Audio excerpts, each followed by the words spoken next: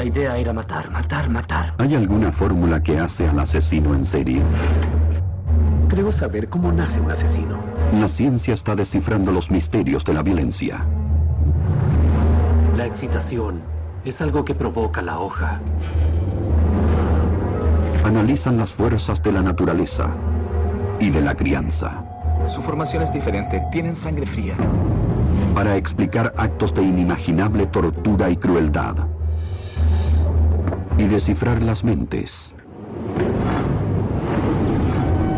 de malvados extremos. Índice de maldad. Estos son los asesinos que nos obligan a enfrentar el mal. El notorio asesino BTK, que torturó y mató brutalmente a 10 de sus vecinos en Wichita entre 1974 y 1991.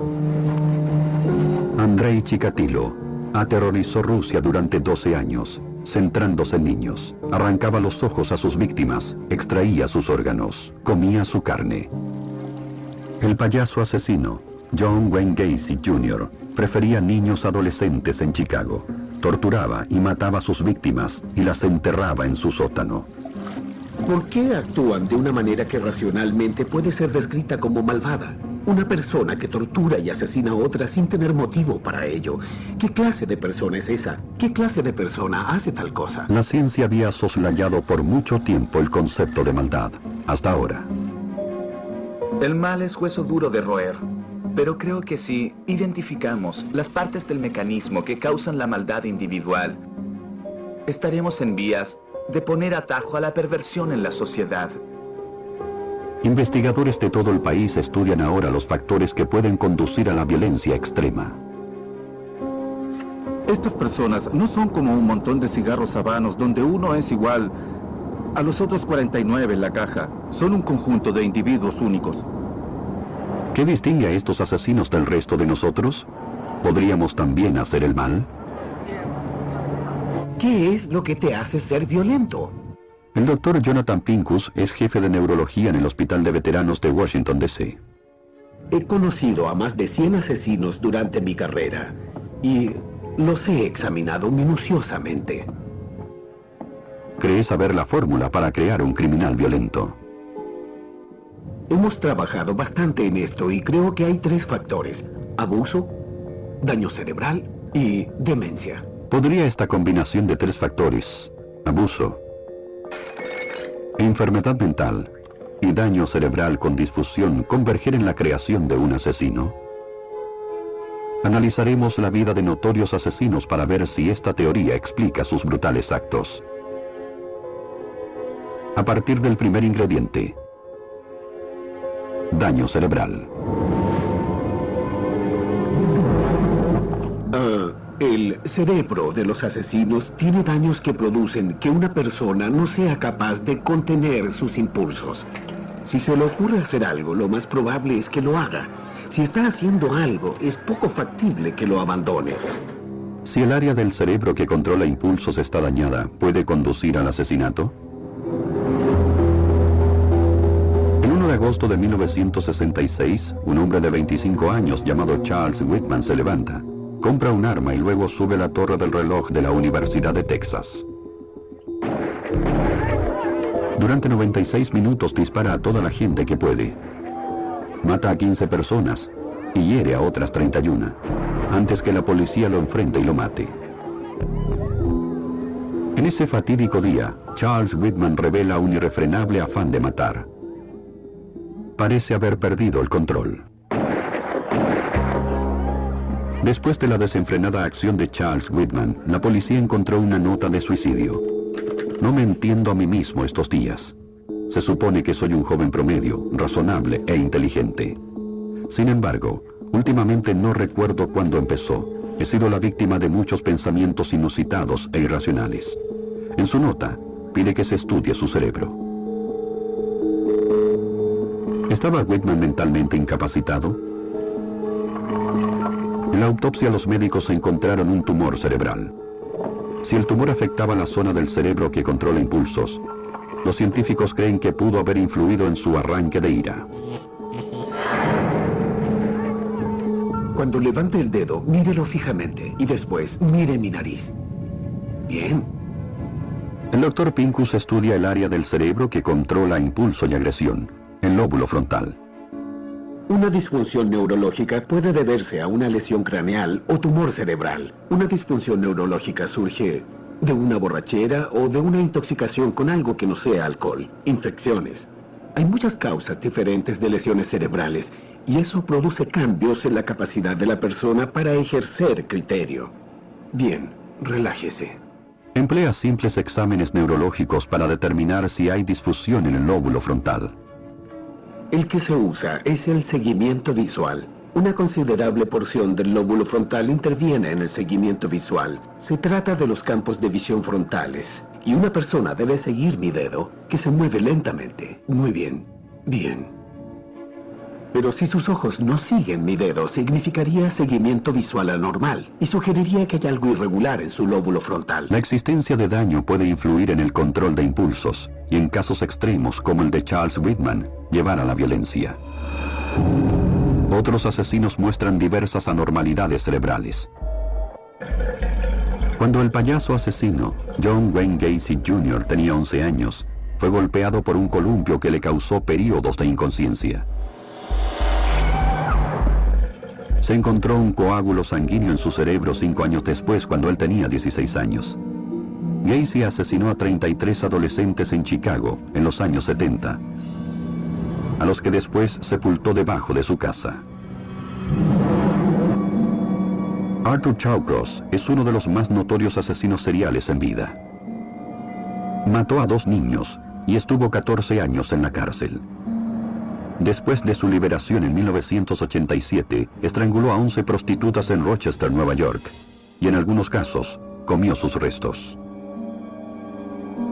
¿Podría el daño cerebral haber provocado esa locura? Afirma haber sufrido varias lesiones en la cabeza siendo adolescente. La primera vez a los 15 años en la secundaria me golpearon ¿Con un aquí, disco? con un disco.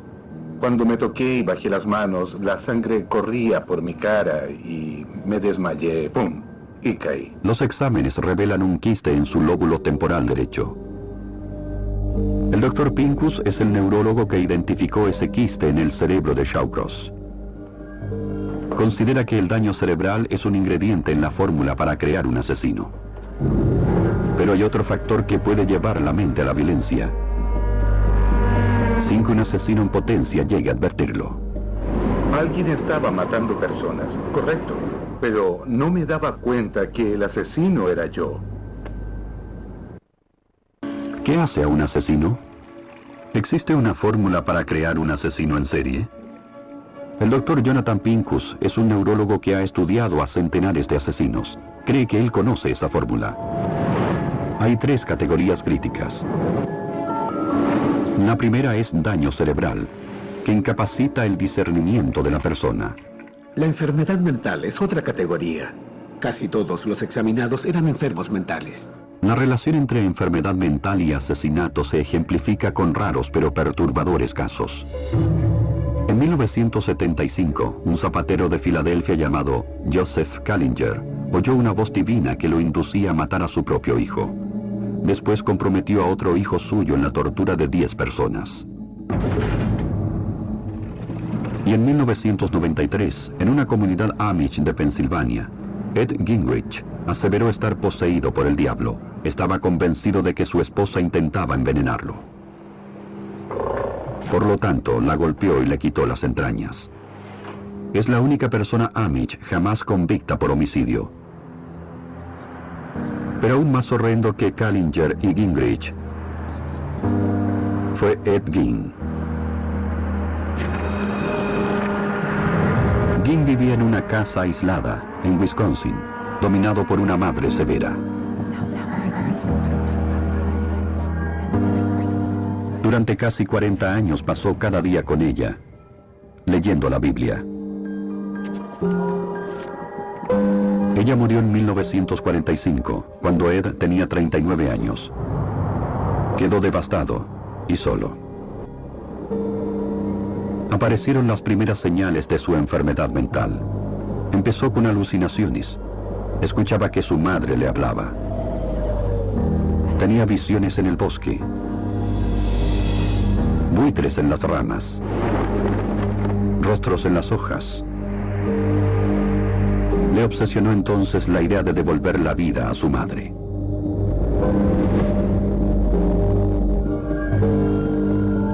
Comenzó a robar tumbas.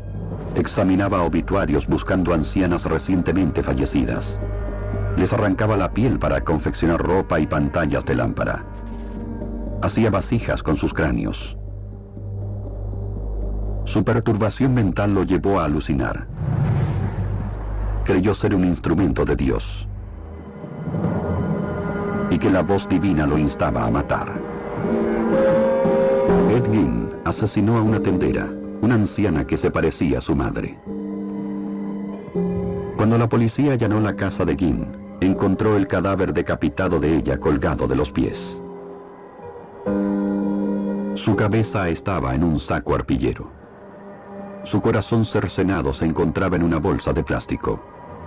Los órganos y los huesos de la difunta estaban esparcidos en la casa. En una pared se hallaban los rostros en descomposición de 9 mujeres. Bajo la cama, una caja contenía narices cortadas. Cada cuarto de la casa de Ed Gein estaba inmundo, excepto uno, el dormitorio de su madre. Ed Gein fue reconocido como enfermo mental y declarado incompetente para ser enjuiciado. Su historia constituye un desafío para la ciencia forense. ¿Cómo diagnosticar la locura? Este es correcto. Este es correcto. Este es correcto. Pero este no. El doctor Paul Nestor es profesor de psicología en la Universidad de Massachusetts. Por años ha trabajado en una institución de máxima seguridad que evalúa asesinos para la justicia. Cuando las personas actúan violentamente, en general se piensa que han perdido la razón y que están locas. Por otra parte, se cree que simplemente son malos individuos. Yo quise establecer la distinción entre locura y maldad en forma científica. Su desafío consiste en discernir un grave síntoma de enfermedad mental, psicosis. Un estado en que la persona no distingue entre el mundo real y el imaginario. Tal como Ed Gein, quien es psicótico, padece de alucinaciones, delirios y paranoia. Pero Ed Gein es un ejemplo extremo. Muchos casos no son tan claros. Después de su arresto, los asesinos pueden alegar enfermedad mental. Es decir, estuve allí, pero estuve aquí también. Sí, Como 2 personas. que observan lo que está pasando. Correcto. El asesino serial, Arthur Shawcross, estranguló a 11 mujeres, pero antes de esas muertes él dice que se apartó de la realidad. Me sentía ido, como si estuviera en otra mente. Entiendo. Recuerdo cuando estaba en el café, casi a medio kilómetro de casa, entraban policías y hablaban de eso.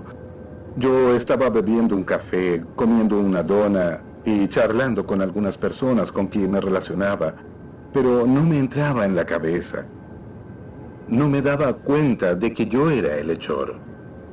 El jurado no creyó en esa defensa. Fue considerado sano y culpable. La enfermedad mental es de difícil diagnóstico, solo realizable por expertos como el Dr. Nestor, que aplica una cantidad de pruebas. No puedo decirles cómo combinar las tarjetas, pero sí decirles cada vez si está bien o mal. En todo caso, están mezcladas y ellos tienen que ponerlas en el orden correcto para que cuenten una historia sensata. El paciente recibe un juego de tarjetas ilustradas y la mayoría de las personas puede ordenarlas de manera que tengan sentido. En este caso, jugar con fósforos prenderá un fuego que puede descontrolarse y representar un peligro para otros.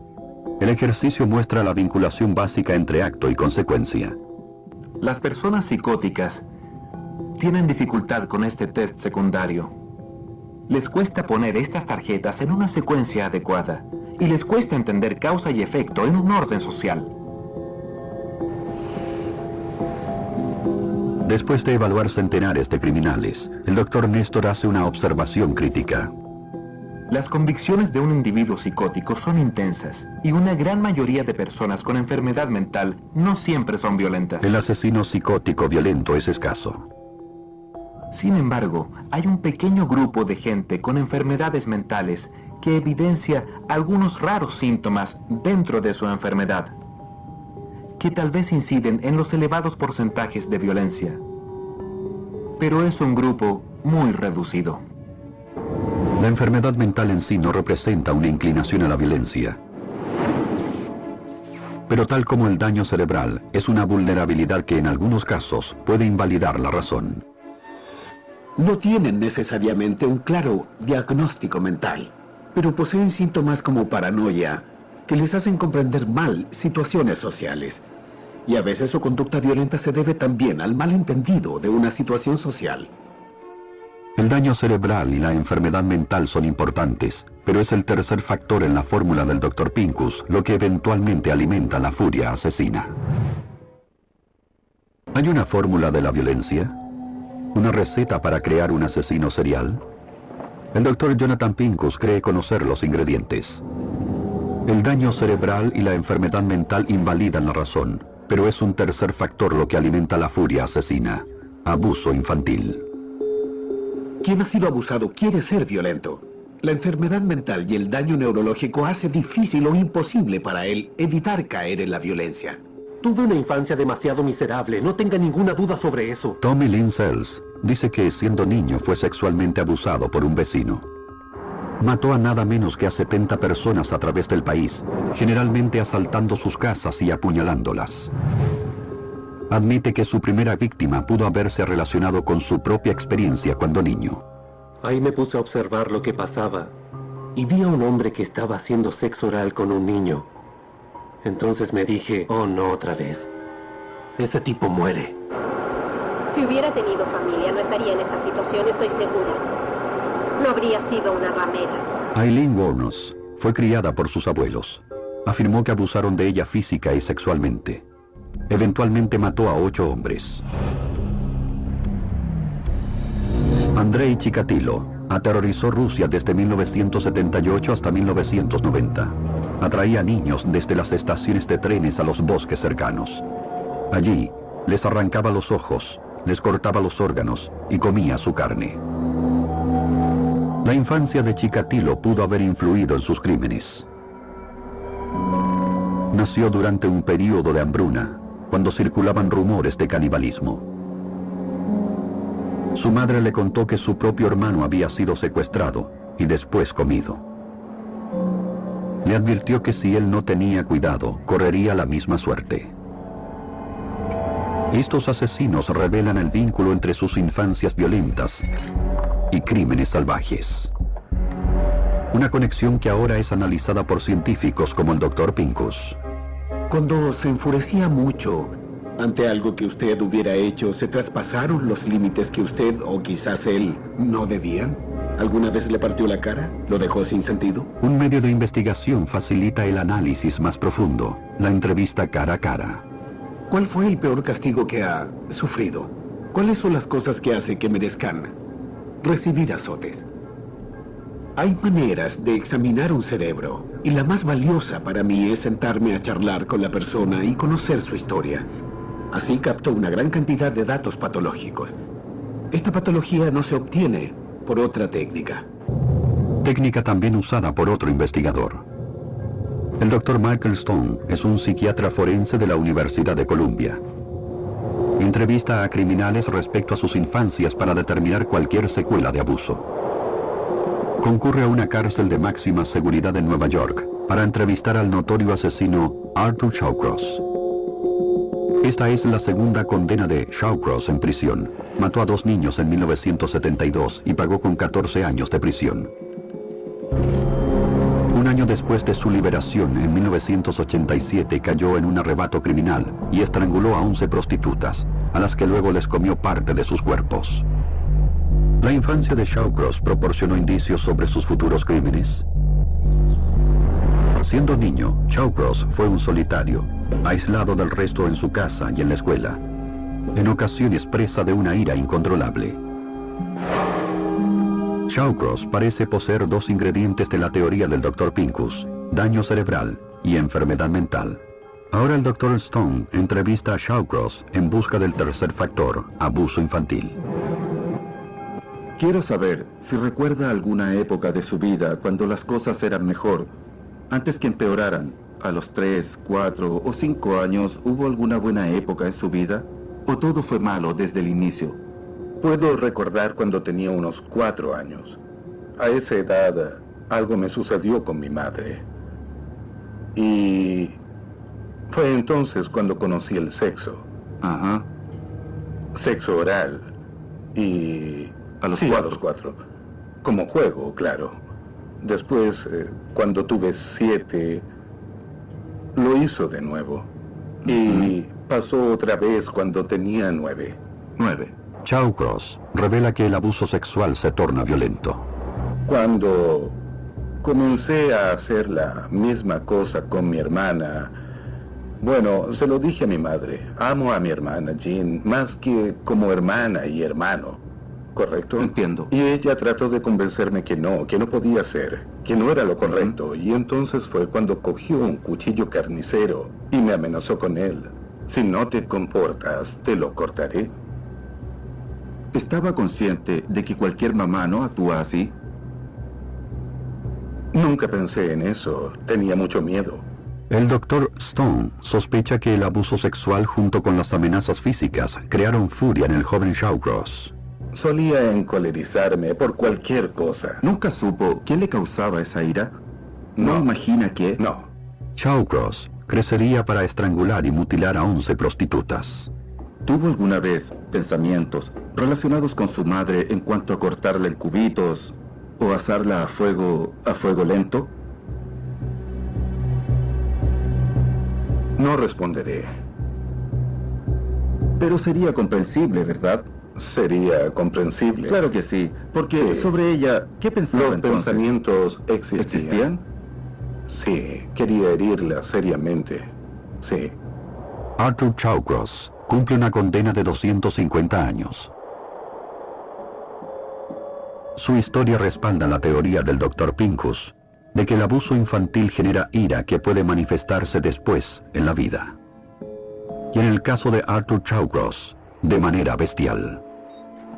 Si una persona ha sido abusada y golpeada cada día de su vida y tiene un legítimo temor de morir en la casa de sus padres, si vive con la gente que debería protegerlo y en cambio corre el riesgo de que lo maten cualquier día, que lo desmembren, que lo quemen o lo torturen, porque esa es su realidad cotidiana, siendo una persona inmadura, incapaz de controlar sus impulsos, lo que se genera es un individuo muy, muy peligroso. Los crímenes de muchos asesinos pueden tener origen en experiencias de abuso y abandono.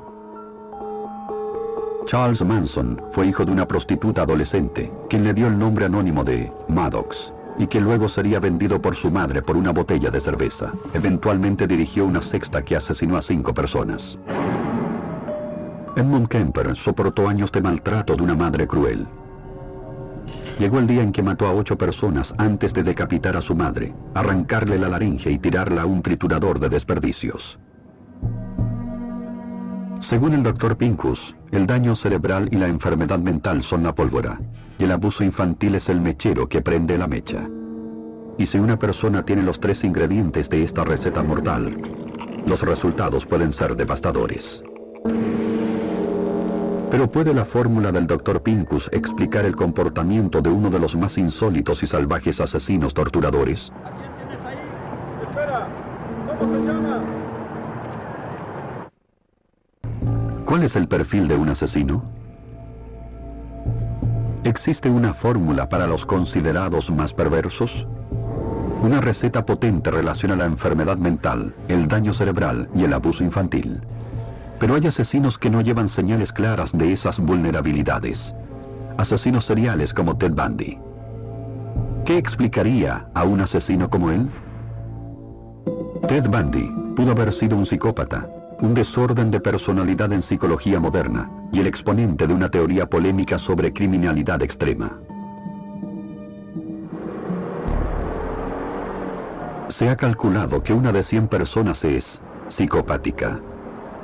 ¿Quién es exactamente un psicópata? Hay una serie de características. Los psicópatas son seductores, como Bundy, que atraía a mujeres simulando usar un cabestrillo pidiendo ayuda. No me causa temor. No parece ser del tipo asesino. Los psicópatas son elocuentes y pueden manipular y engañar fácilmente a la gente. No estoy sorprendido. No sabía qué esperar. Yo nunca he estado en la cárcel. En el caso de Bundy, hasta llegó a ejercer como su propio abogado. Mató al menos 30 personas a través del país entre 1974 y 1978. Los psicópatas son egocéntricos como Jim Jones, líder de una secta, quien en 1977 llevó a 900 seguidores a Jonestown, Guyana, América del Sur. Un año después, los instó a cometer suicidio colectivo con la ingesta de un veneno. Y hay psicópatas presuntuosos, como Ian Brady, que se creía con derecho a violar y asesinar. Asesinó a 5 niños con la ayuda de su cómplice, Myra Haley, y luego merendó sobre sus improvisadas sepulturas. Y quizá lo más importante, los psicópatas son esencialmente crueles. Otro de los ejemplos más extremos de psicopatía es el asesino conocido como BTK. BTK inició su serie de crímenes en 1974, matando brutalmente a una familia en su hogar de Wichita. Nunca había estrangulado a alguien. No sabía cuánta presión ejercer sobre una persona ni cuánto tiempo. El asesino desafió a la autoridad con un código de siglas, identificándose como BTK, que en inglés significa atadura, tortura, muerte. Entre 1974 y 1991, acecha, tortura y mata a 10 personas en su propia comunidad. Tenía muchos planes que implicaban a diferentes personas que seguía y observaba. El asesino BTK, Ted Bundy e Ian Brady no parecen encajar en la teoría del Dr. Pincus. No hay antecedentes de que fueran abusados ni diagnosticados con enfermedades mentales o daños cerebrales. Sin embargo, son autores de la muerte de docenas de personas. ¿Qué hay tras su cruel naturaleza?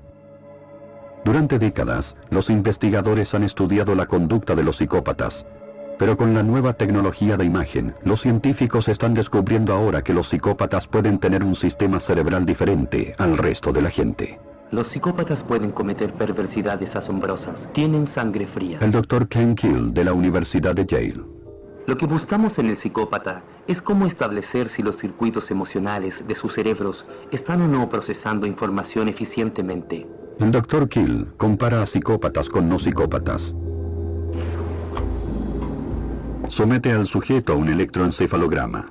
El cerebro actúa como millones de pequeñas pilas, y cuando esas pilas están organizadas, podemos registrar lo que el cerebro está haciendo mientras procesa diferentes tipos de información.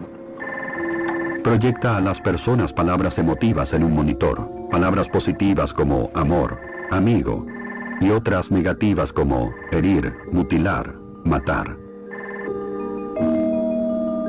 El Dr. Kill observa las ondas cerebrales para ver la reacción a esas palabras y comprobar si experimentan emociones. Usa imagen por resonancia magnética para ver en qué parte del cerebro se procesan las emociones.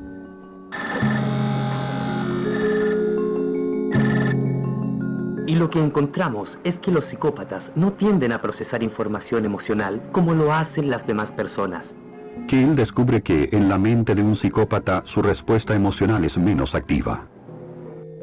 Los psicópatas, al estar desprovistos de esos sentimientos, no vacilarán cuando se trata de cometer actos de violencia. Son desinhibidos. Las señales de refreno que la mayoría aprendemos a apreciar y acatar no son igualmente recibidas por los psicópatas. Ellos tienden a procesarlas de otra manera. Un psicópata extremo como el asesino BTK es emocionalmente indiferente. Esto se hizo terriblemente claro en el año 2005. Le ofrecí un vaso de agua. La conforté un poco. Después seguí adelante. La até, le puse una bolsa plástica y la estrangulé. Después de 3 décadas de desafiar a la policía, el asesino en serie que sistemáticamente tortura y mata es capturado. Dennis Rader es un hombre de clase media, casado y miembro de la iglesia. Mi proceso fue un largo trámite hasta la sentencia. Un largo juicio. Pero definitivamente era el culpable. Aún en la corte, BTK continúa aterrando a su comunidad. golpes potenciales. En mi mundo así es como llamo a mis planes, sí. Revela detalles de cada asesinato. No es solo la brutalidad de los crímenes, sino la actitud fría, sin emoción, lo que choca a toda la comunidad. Tenía muchos en proyecto, de modo que si uno fallaba, pasaba al siguiente. ¿Qué hay en la mente de los asesinos seriales como BTK que los lleva a matar una y otra vez? ¿Por qué no cesan? La respuesta puede ser miedo. En la Universidad de California Sur, los científicos Michelle Fang y el Dr. Adrian Rain también estudian a los psicópatas. El dedo índice. Cuando sabes de un crimen realmente horrendo, piensas enseguida cómo alguien puede hacer algo así. Su investigación puede indicar cómo psicópatas criminales tan extremos como BTK son capaces de cometer esos actos una y otra vez. Se concentran en la ausencia de una emoción en particular, miedo. Se aplican electrodos a la piel del sujeto para medir pulsaciones y sudor. Una vez que el sujeto está conectado, el desafío para Fang es crear una situación de ansiedad. En la mayoría de la gente el miedo se origina al no saber qué ocurrirá. Se colocan audífonos a la persona. Se activa un monitor que servirá como reloj. A partir de 12 segundos, la cuenta será regresiva a 0. Entre tanto, los expertos observan los ritmos del pulso y el sudor del sujeto. Se dice a la persona que al finalizar la cuenta, escuchará un sonido chirriante como una fuerte raspadura en un pizarrón.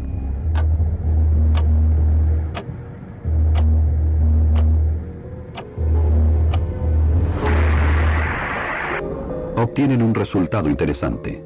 Casi todos sudan. Los psicópatas no. Y eso puede ser una pista. Los psicópatas no se inhiben para cometer crímenes. Analizando este resultado, encontramos que tenía cierto sentido. No constituye una excusa para ciertas conductas, pero muestran que puede ser posible. El Dr. Adrian Rain realiza un experimento similar, pero en lugar de sonidos, somete a los sujetos voluntarios a una tarea estresante. Sorpresivamente les dice que deben preparar un discurso de 2 minutos sobre lo peor que hayan hecho en su vida.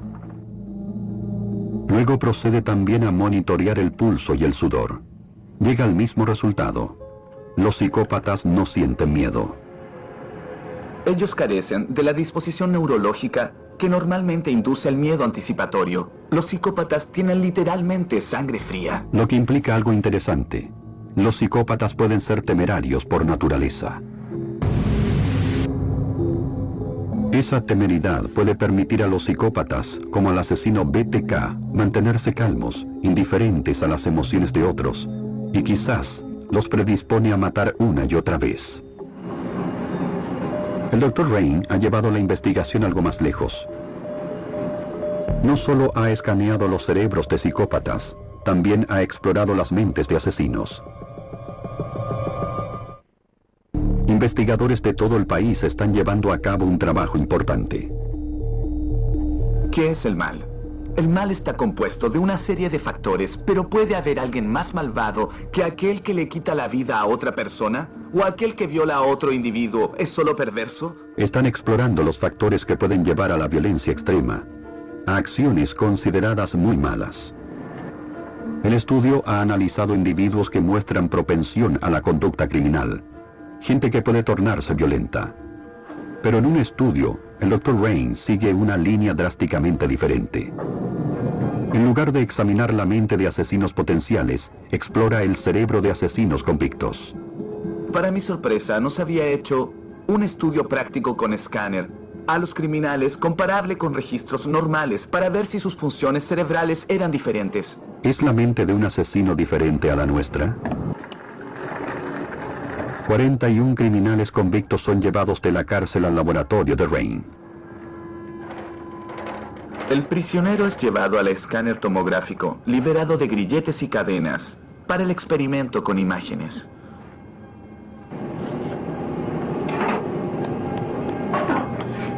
El sujeto se instala y lo inyectamos con un isótopo radioactivo.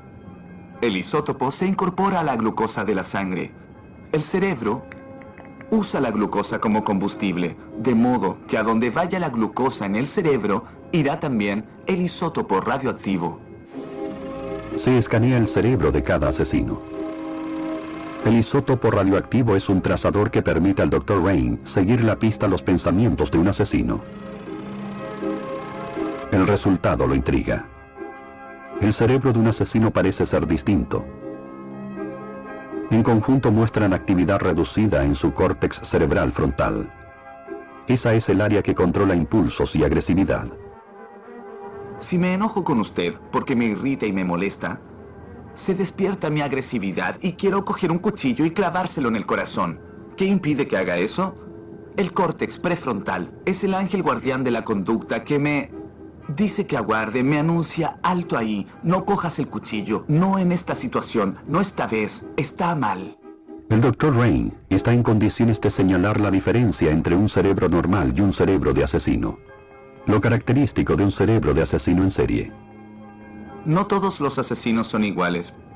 Aquí tenemos un individuo quien mató a 64 personas en un periodo de 12 años, sin ser atrapado. El registro cerebral del asesino serial es diferente al del sujeto normal y al del simple asesino impulsivo. ¿Cuál es la diferencia entre asesinos seriales y asesinos ocasionales? Puede hallarse en la activación frontal. Buena actividad frontal puede significar que no será atrapado, que el sujeto está más alerta, más preocupado de las evidencias que lo puedan incriminar y poner a la policía tras él. Pero la comparación no es tan sencilla. Aquí tenemos a otro individuo, el que parece tener el registro escáner de un asesino en serie. Lo interesante de estas imágenes es que son las imágenes de mi cerebro. Y lo que deducimos de esto es que un escáner no es un diagnóstico. Obviamente hay más personas como yo con registros gráficos anormales y al revés, hay individuos anormales, asesinos, con registros cerebrales normales. La violencia y el crimen son muy complejos, hay muchos elementos. Si bien es poco probable que algún día podamos prevenir la violencia criminal con absoluta certeza, con la exploración de las mentes de los asesinos seriales comienzan a surgir otras sorprendentes revelaciones. Desde descubrir las mentes dañadas y las torturadas infancias de Arthur Shawcross y Gary Heinick, hasta un entendimiento de las tendencias psicopáticas de Ted Bundy y Dennis Rader, las piezas del rompecabezas están empezando a definirse. El psicópata es todo un complejo rompecabezas. Solo estamos empezando a ordenar algunas piezas que configuran el cuadro. Cada dato de evidencia científica proporciona una pista para descifrar el código de funcionamiento de la mente asesina. La importancia de esto estriba en que nuestra sociedad tiene un enorme interés en intervenir y prevenir la violencia. Así, la ciencia continúa examinando la naturaleza y la crianza para desentrañar los secretos del asesino en serie, con la esperanza de no solo llegar a comprender, sino prevenir los actos del malvado extremo.